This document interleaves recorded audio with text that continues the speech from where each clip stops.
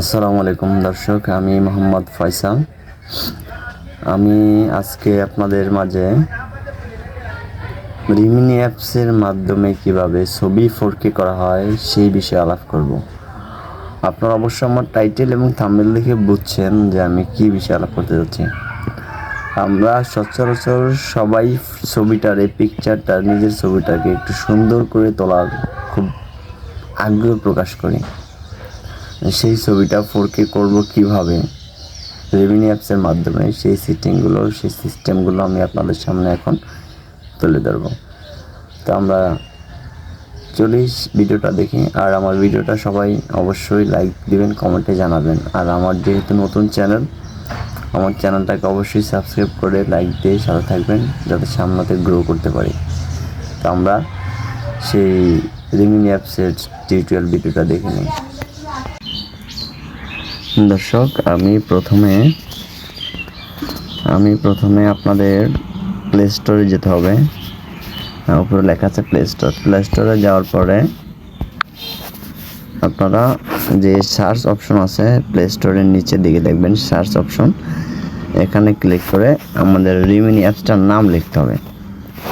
এই যে উপরে লেখা আছে রিমিনি, MINI, রিমিনি।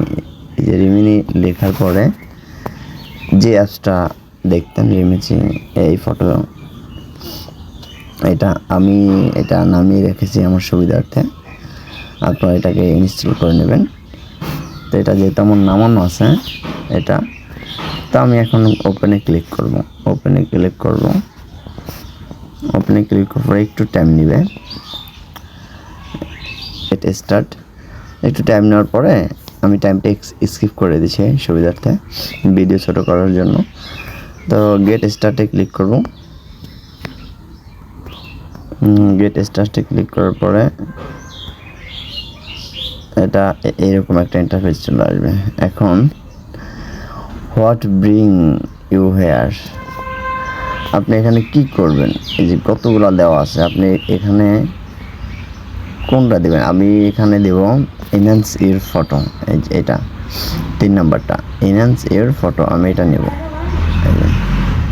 এটা দেওয়ার পরে ক্লিক করলাম। এখানে লেখা আছে accept all and continue. Accept all and continue, আমি এটাতে ক্লিক করব। ক্লিক করার পরে আবার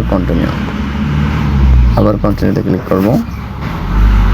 আপনি মেল হলে মেল, ফিমেল হলে ফিমেল, অথবা উপরে লেখা আছে স্কিপে দিতে পারেন। তো আমি স্কিপে দিয়ে দিলাম। আমি স্কিপ ক্লিক করে দিলাম। কাস্টমাইজিং ইউর এক্সপিরিয়েন্স,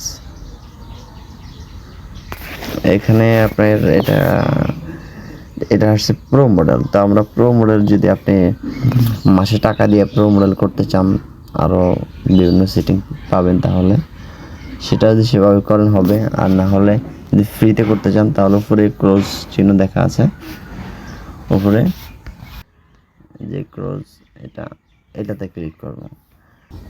এখন আমি একটা পিক সিলেক্ট করি, পিকচার আমি আমার এই পিকচারটা সিলেক্ট করি।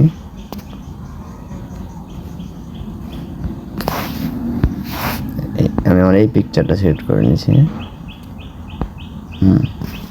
এই পিকচারটা এখন আমি এনহ্যান্সে ক্লিক করব। আমি এভাবেই পিকচারটা 4K হয়ে যাবে, একটা বিফোর আসবে আর একটা আফটার। সো এভাবে হবে।